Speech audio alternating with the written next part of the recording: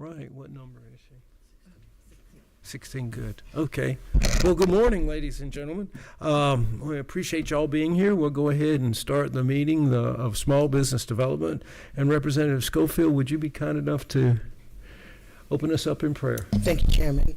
Let us pray. Father, we just thank you today for opening our eyes. We thank you for the safety of traveling here to the Capitol. We thank you that the words of our mouths and the meditations of our heart are acceptable unto you. We thank you, Father, that the presenters in this room will speak wisdom and knowledge and give us a fresh rhema and word from you today, Lord.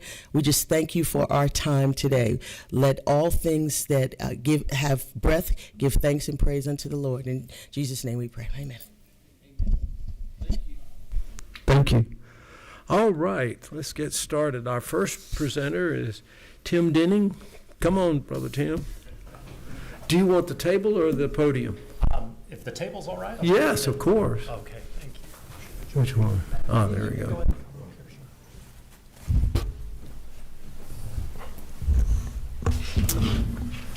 All right. Good morning, Chairman Chokas, members of the committee. Thank you so much for the opportunity to be here this morning and speak with you a bit about Georgia Research Alliance. As I understand, the charge of this committee is to enable Georgia's small businesses to flourish and create more jobs, and that's very much in the vein of the work of Georgia Research Alliance as well, as we aim to leverage university research, innovation, and entrepreneurship to spawn small businesses, create economic development, and workforce development.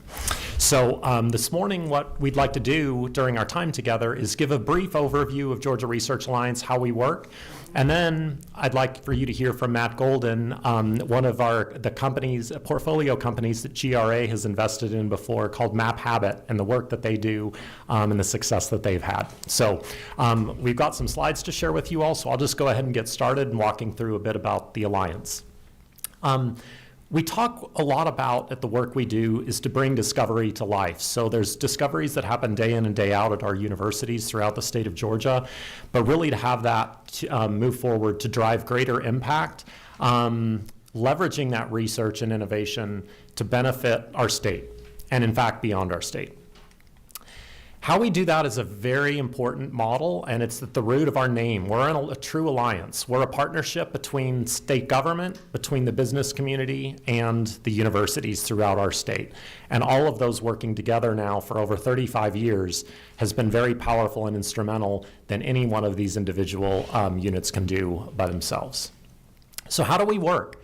It's really a seed to tree model, if you will. We help in partnership with the universities, recruiting in top-notch talent, researchers that are the best in their individual fields of research, help to recruit them into the state. Researchers that are aligned with sectors in our state, whether that's agriculture, whether that's technology, whether that's healthcare. We're independent of any specific discipline of research as long as it's supportive of sectors within our state. Once the talent's recruited, we enable them with research infrastructure, cutting-edge instrumentation, and other infrastructure that helps to support the work that they do. And finally, and very importantly, we help their work to become even more innovative by driving a commercialization of their discoveries. So a little bit more granular level detail of the recruitment.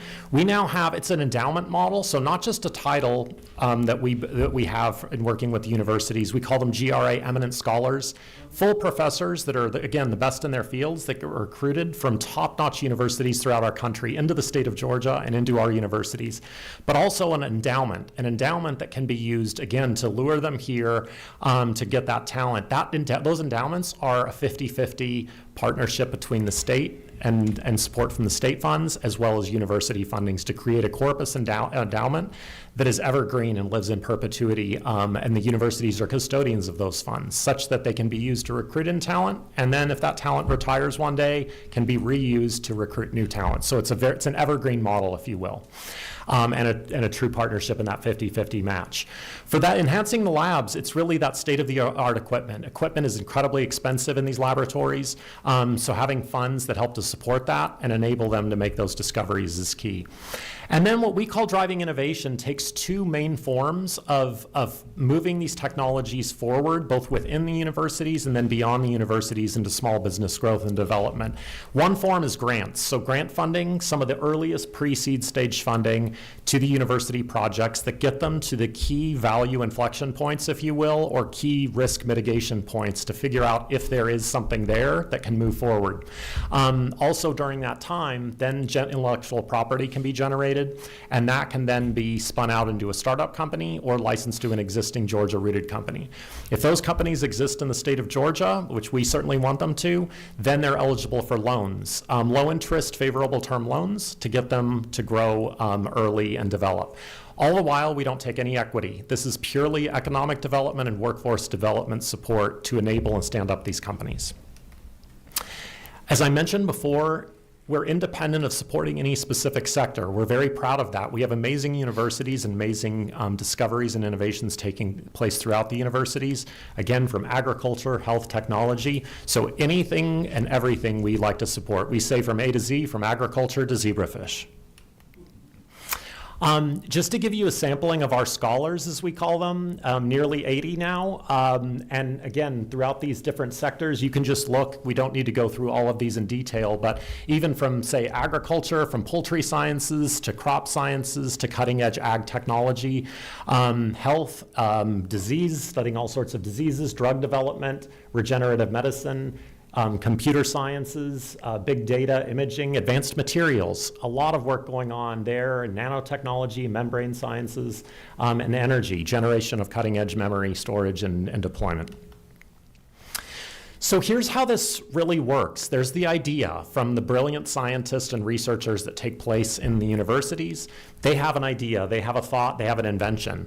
To figure out if that can actually move forward, if there's a line of sight towards something commercial, that's somewhere along that continuum when we start supporting and investing with that early pre-seed grants, then intellectual property can be generated along that continuum. And then that ultimately leads to startup formation, and then that provides answers to questions and needs in society.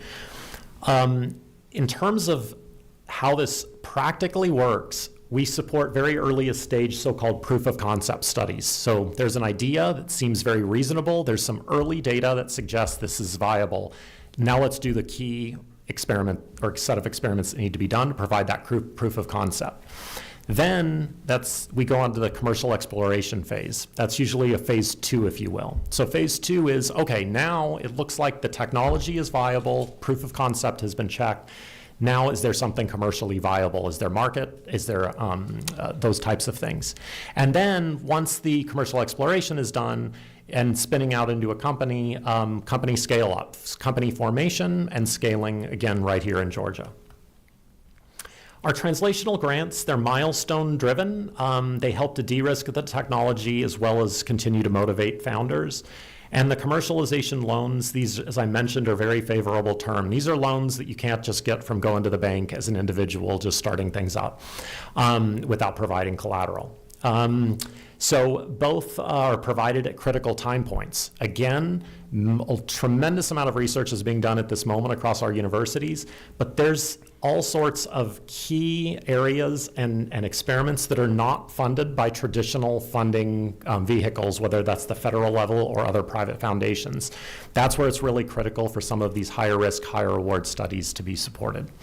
Now, at GRA, we provide not just the capital, that early seed stage capital, but also we have a strong team, a very small but very strong team that provides experience, deeply experienced in university research, venture investment, and startup operations.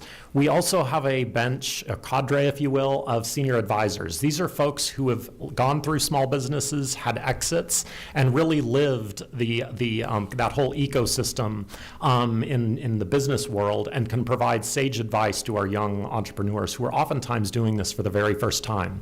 And they really appreciate that deep sage advice. And then the outside network, all sorts of connections, both within, primarily within the state of Georgia, where we can provide those key networks that allow for the companies to grow and scale. We have been strongly impacted by state support for our 35 years in existence now, strong support from the General Assembly. We're deeply appreciative of that. And all of those dollars that have gone into GRA to support all of this work in this sector, we track the return on investment. And so the total direct impact generated by GRA over our history is now over $16 billion. We're incredibly proud of that. Over $10 billion in total R&D expenditures when we track R&D expenditures of our GRA Academy scientists. Nearly $5 billion in total investments and revenue from the companies that have been stood up, that have been GRA backed and supported early on. And the rate of return is approximately 22-to-1, which is pretty much better than you can get on anything in the market. So very proud of the work that we've done in terms of being good stewards of state resources and partnering, again, with universities and the business community. So we're really driving to come full circle. We're all about impact here in our state, helping the economy, helping that through the business, through collaboration, supporting strong workforce, building a strong reputation. Georgia is now number 8 in the nation in university R&D expenditures, up from number 12 just a handful of years ago. We've risen quite a bit through the work that GRA does as well as others, so we're very proud of our reputation and continuing to elevate that. But really what it comes down to is those real people, providing solutions to the citizens of the state of Georgia through the work that we do. So with that, I'd like to hand it over to, I think that's the, let's see if we have one more slide. I'm not getting the next ones. I don't know if yours was a separate vehicle, but I'd like to invite, if it's okay with the chairman, ask Matt Golden from MapHabit to talk a little bit about his company, and then we're happy to answer any questions from the committee when he's done. Thank you. Well, thank you, Mr. Chairman and members of the committee. It's an honor to be here. Before I jump in, I might just go to the projector and try to advance that slide.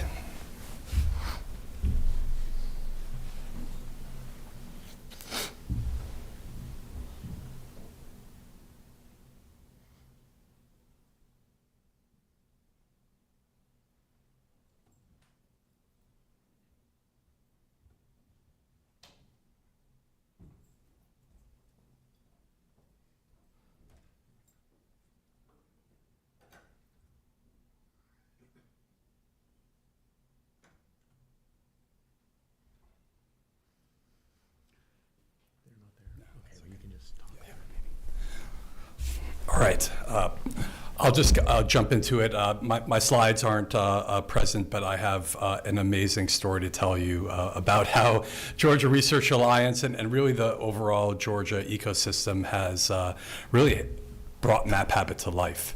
I started the company with a neuroscientist from Emory University about 8 years ago.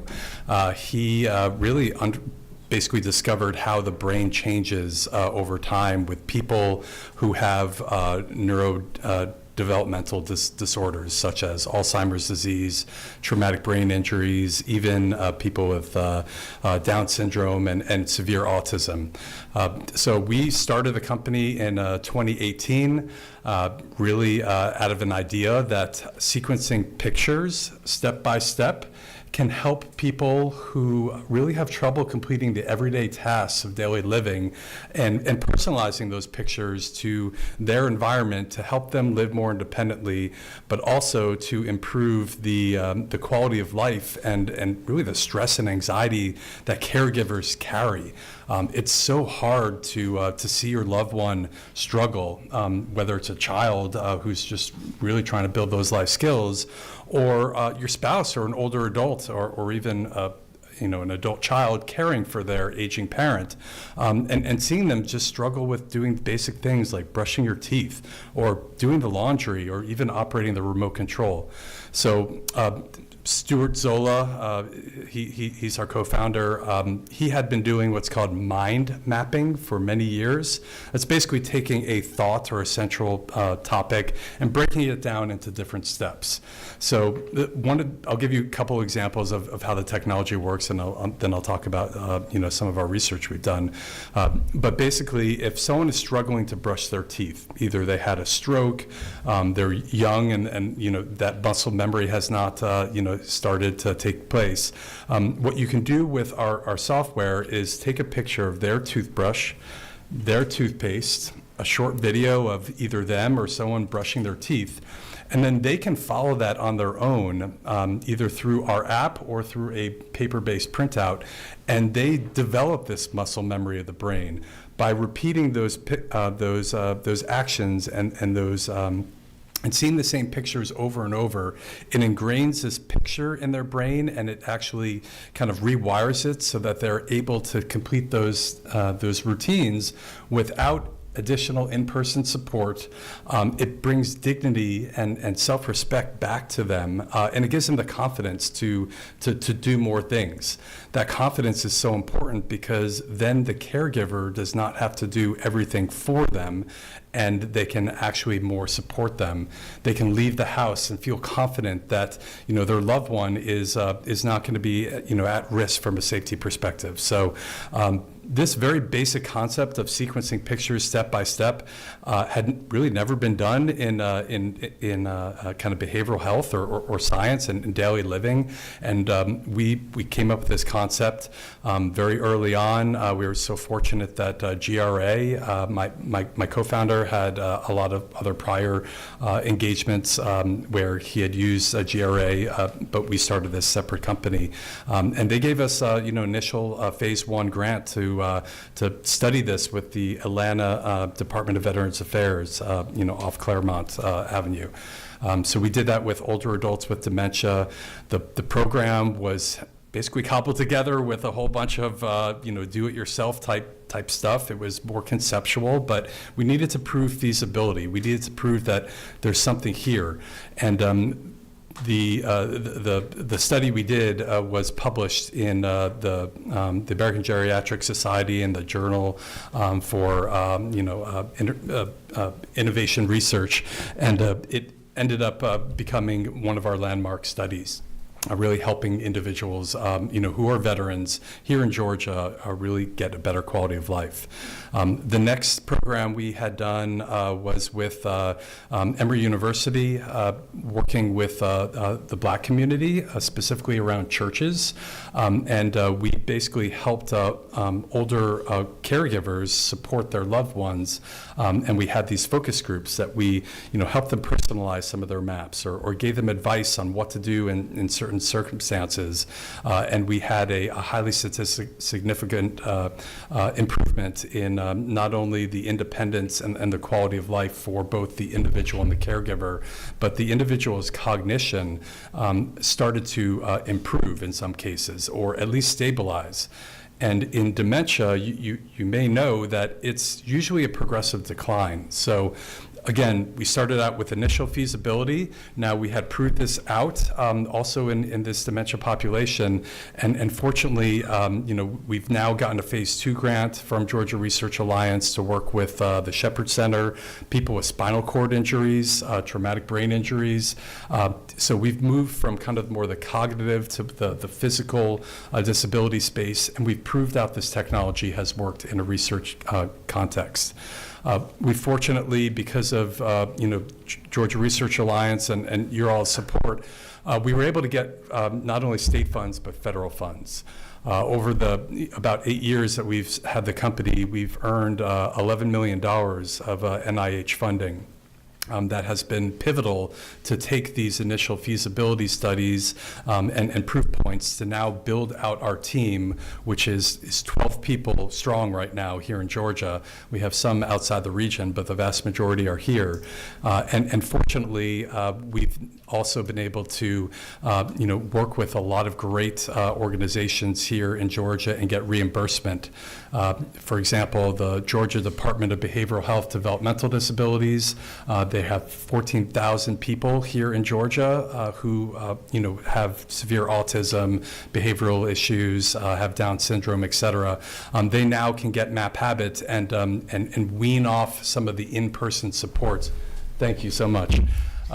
Wean off some of those, direct support workers who are often, unfortunately, underpaid. They have, a very high, staff attrition, about 70%, and they're able to, the parents at least, kind of keep their loved ones in the home, have them able to basically do a lot of those daily routines, get supported employment as well. MAP Habit, you can sequence together, someone who's working in food service, how to, clean, various pieces of equipment, or do customer service, or kind of, some of the routines that they would have, which is going to be a requirement on Medicaid going forward to retain your benefits. So a lot of that is all because of the work that we incubated here with GRA. And as I mentioned, we received some of those grants, but we are working with a lot of really high caliber organizations. I mentioned DBHDD, Emory Autism Center. We're about to kick off a study with them. What's in the middle there is Georgia Department of Aging Services. We're an evidence-based program that we now have Title III-D funding that is available here in the state, thanks to Mary Lee Boatwright. And also, Wellstar, we're working both with their internal medicine, with their neurology department, and their children's health system. There's several other partners here, like Middle Georgia Regional Commission, the Northeast Georgia AAA, which stands for Area Agencies on Aging. So our breadth and depth across multiple populations in multiple geographic areas in Georgia, including rural Georgia, which is a major focus and has been and continue will be. We're just very fortunate to be able to one, call Georgia our home, to build jobs here, but also to be a resource. I would love to be able to, this is my first time here at the Capitol and at this committee, but I'd love to share more of the success stories, some of the challenges as well. There's a lot of, I'm just one of many innovators here in Georgia who are building in the age tech and the disability tech space. And I think there's a big opportunity, especially with all the research, progress we've made, and the overall general population health needs, where it just would be amazing to kind of tell more of the story. I'll kind of close out with, yes, there's a lot of innovation. Some of it is available on an app or a tablet, but it can be very basic as well here. You can kind of see that there's a map that's on a screen in different parts of the house, helping someone with toileting, operating that microwave in this case, knowing the steps to weekly put your pills together and have that able to be done by someone other than their family member.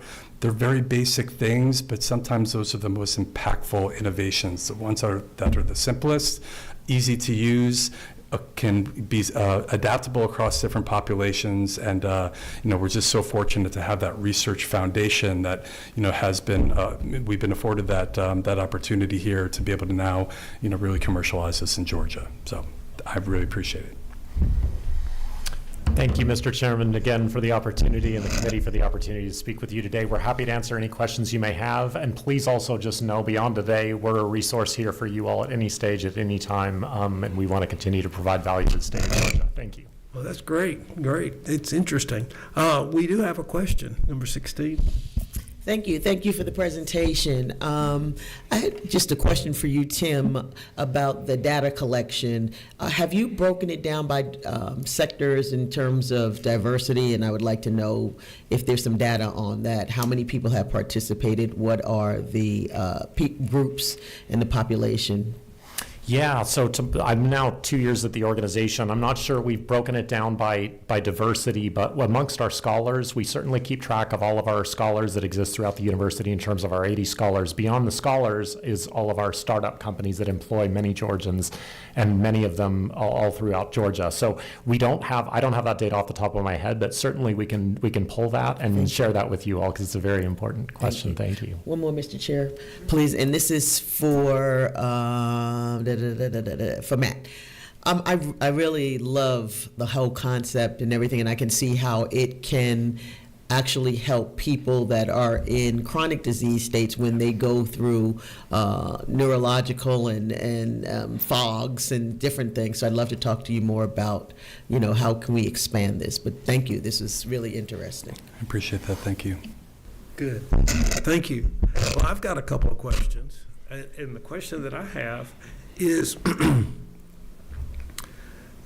is this distributed via an app? How is it personalized?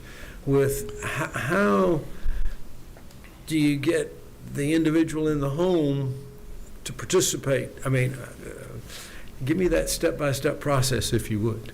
Sure, that's a great question.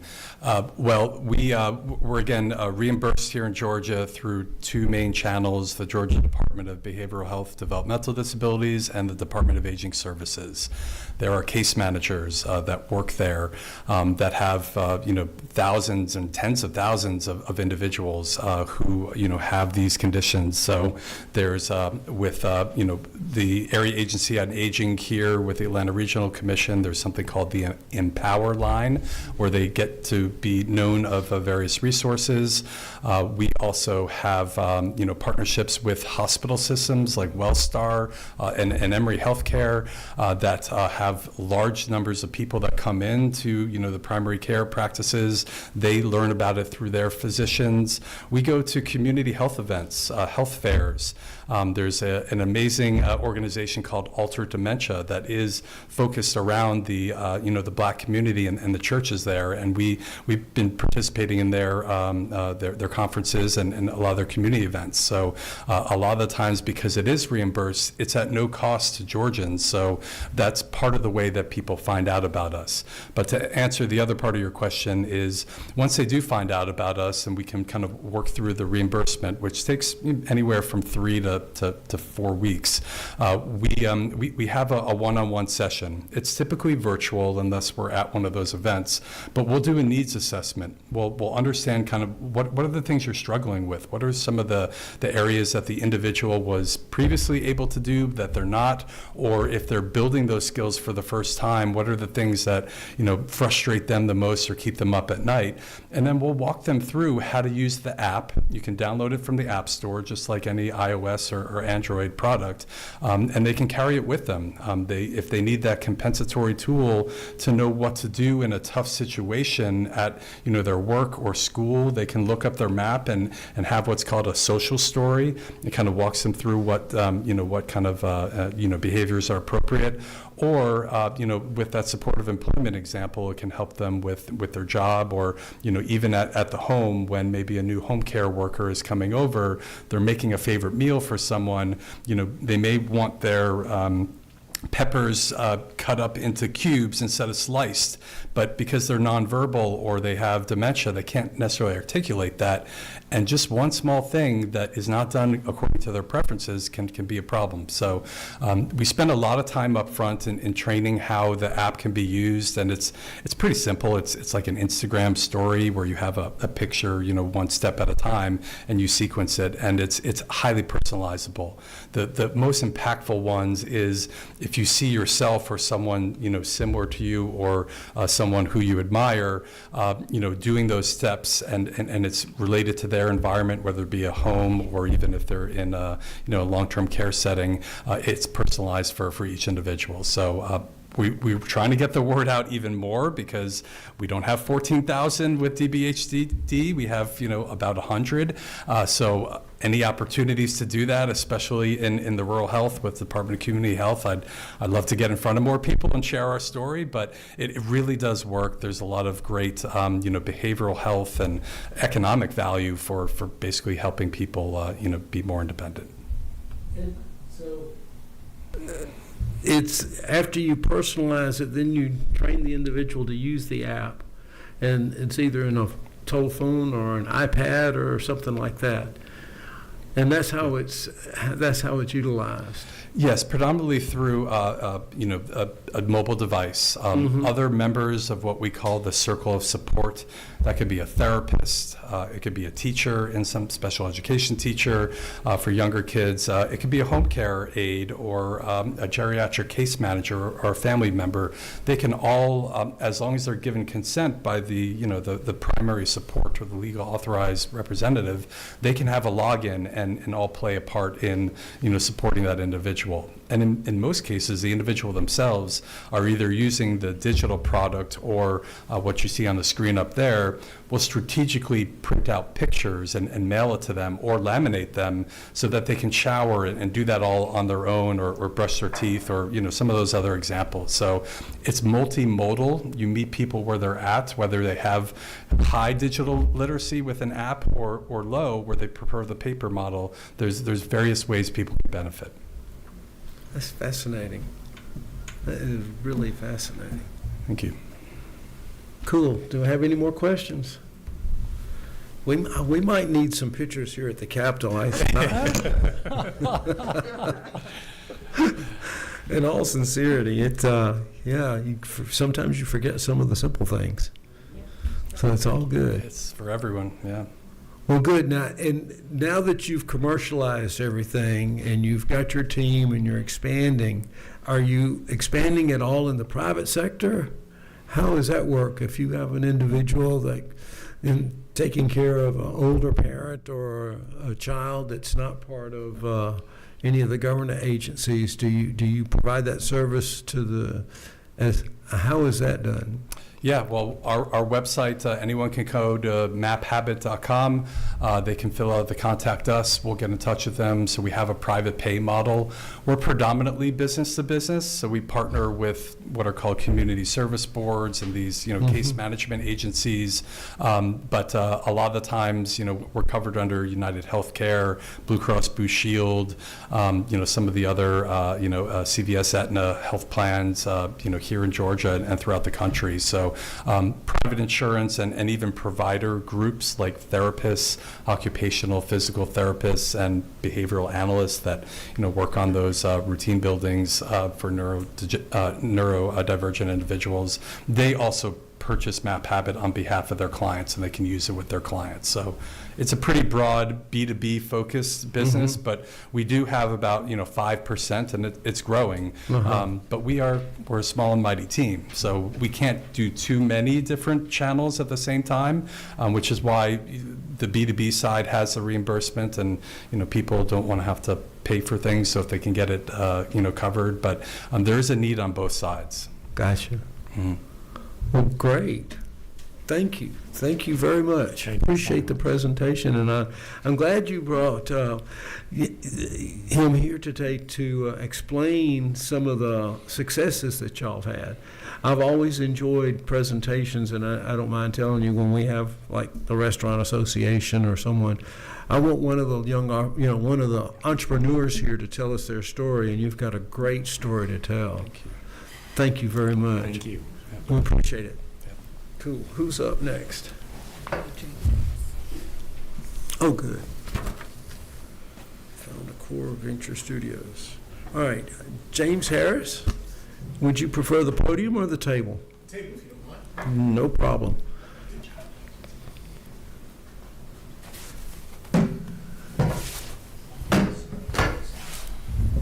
All right. Floor is yours. Thank you. Good morning, representatives. Thank you for your time this morning. Representative Schofield, thank you for inviting me. I will start off by saying I am James Harris. I'm a serial entrepreneur. I was born here in Atlanta. My mom likes to say I was the first black baby born at Emory Hospital. She was a nurse there, and I have the privilege of saying that. I'm here to share a story with you and some progress of some work that we're doing down at Georgia Tech. And I'd like to start by just giving you a summary of the end, if you will. I think Georgia is in a really unique position. We have an opportunity to do what Silicon Valley has done for the Bay Area, what Hollywood has done for LA.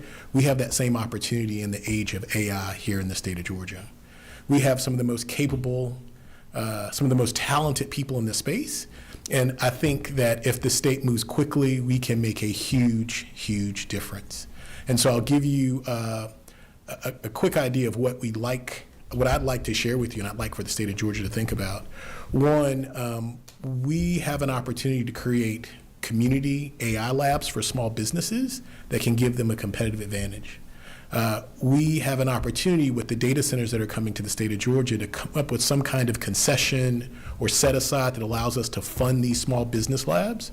And last but not least, we have a great deal of computer waste in the state of Georgia. Old laptops and computers that are going to end up on eBay or in a dumpster somewhere, to assemble that e-waste and make it available to small businesses to give them this competitive advantage. And so let me tell you a little story about my business that I created here in Georgia. In the mid-'90s, I saw a Mac computer and they were starting to edit video, and I partnered with some friends and built what became the first CD-ROM that actually had video clips on it. People could use it to tell a little commercial. It was called Creative Digital. I went to a conference in San Francisco called Macworld, and someone recognized my work and said, I want you to come down to Silicon Valley and look at this little company. And so I went down and I went into the room, and there were 11 people working there. There were people in the lobby trying to talk to them, and they would get an email and someone would say, I want to be listed on your website, and the bell would ring. And they would take the email and add it to their list.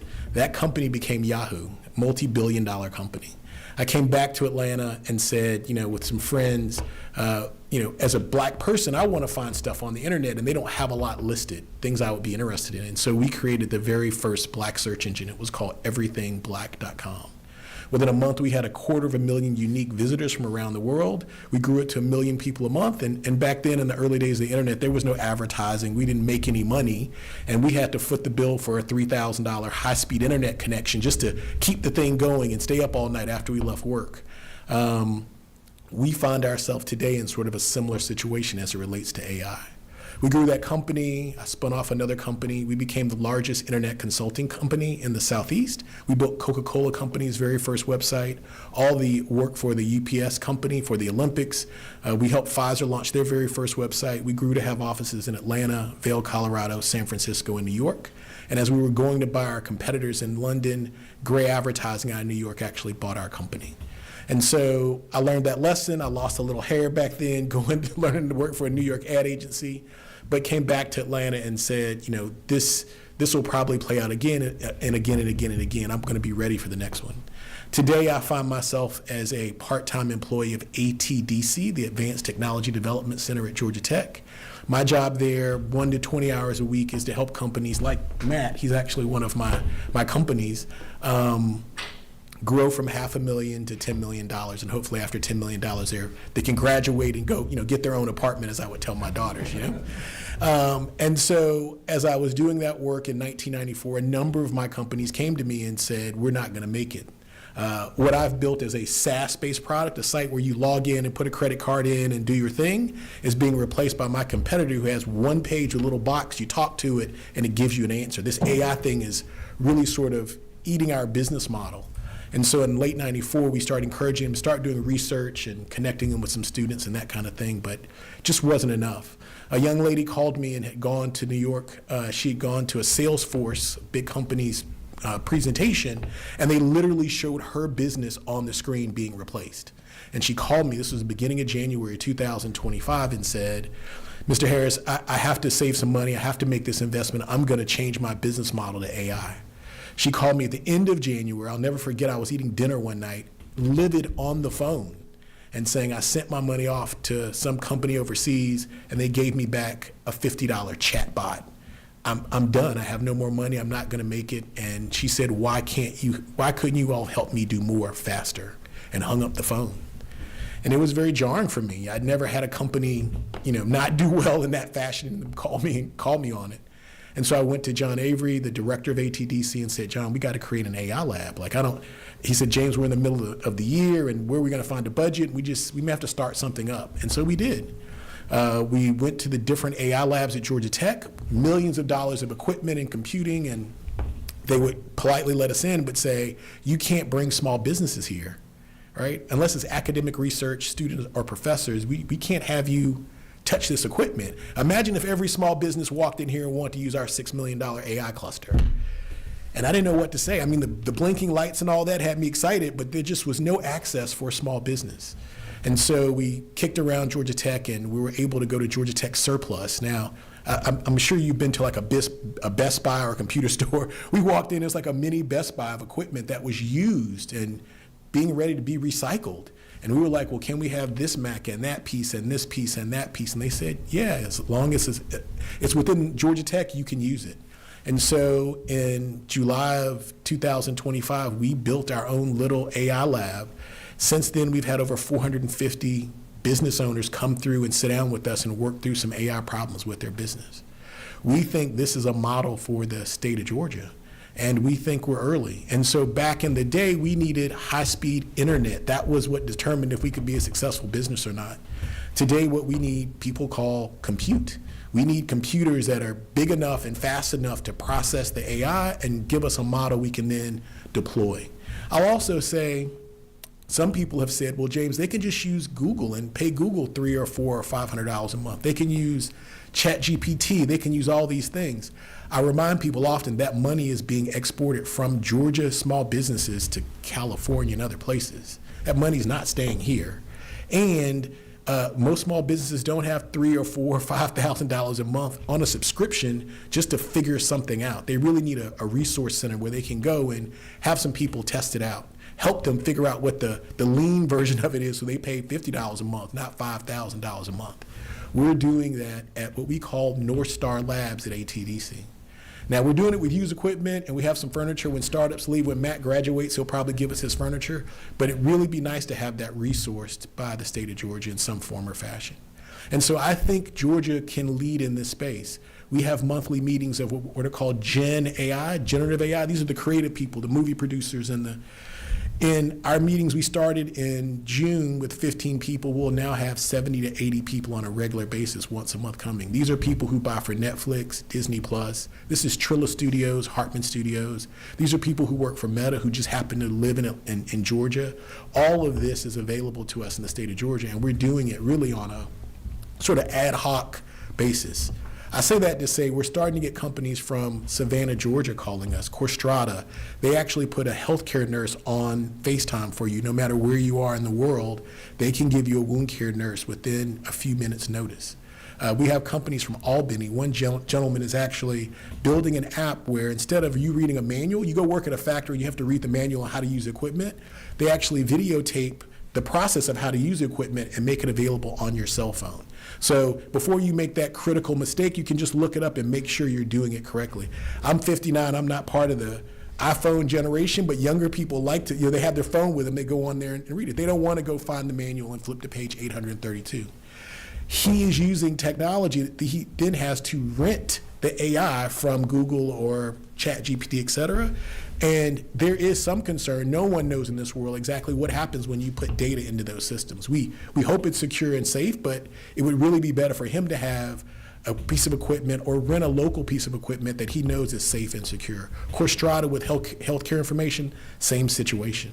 So I am suggesting, I am proposing, I am asking that the state of Georgia consider potentially working with these data centers that are coming in and saying, can we have a little bit, can we have 1% of that bandwidth, a 0.5% of bandwidth for small businesses in the state of Georgia? If they could have a concession where with the development they're doing, they set aside a little fund to create a small AI, small business center in an Albany or Savannah or a Columbus or a Macon. We also think with the state of Georgia, as equipment is no longer used, I think at Georgia Tech, every 3 years you get a new laptop, or every 4 years you get a new laptop. That equipment can be repurposed to be available to small businesses in the state of Georgia to give them a competitive advantage. At North Star, at ATDC, we do 4 things. We bring startups together with AI talent. And we thought that would just be students. We have students from Georgia Tech that are helping, students from Georgia State, SCAD, Morehouse, Spelman, but we're now seeing that investors are showing up because they realize this is where sort of the deal flow is coming from, and we're starting to get some very small sponsors that are beginning to write small checks to help us see this through. We would love to see the state of Georgia support that as well. Thank you. Thank you. Thank you. Now, we've got some questions. Cool. I do too. Yes, ma'am. Thank you, Chairman Chokers. Thank you, Mr. Harris, for the presentation. As a small business owner as well, I see the pros and cons in the use of AI, but one thing you mentioned that struck my attention is data centers, are they not currently supporting small businesses as they should? Yeah, I think in the state of Georgia in particular, there's a lot of challenge from small cities where data centers are showing up. I think even in DeKalb County, there's a talk of a new data center. And the question is, what's the value and benefit directly to those individual citizens? I think data centers are set up so that when you go to Google and do a search, that search is spread out across all their data centers. So there is some benefit to the individual, but it's not necessarily directly attributed to that particular city, county, or state. And so I think data centers could do a better job of saying, we're coming into a community, but one of the things we're going to do is we're going to take some of this technology and make it available to small businesses in your community, right? So there's a direct correlation between the two. I think that would be a more meaningful relationship between the data center and the local citizens. Thank you. Absolutely.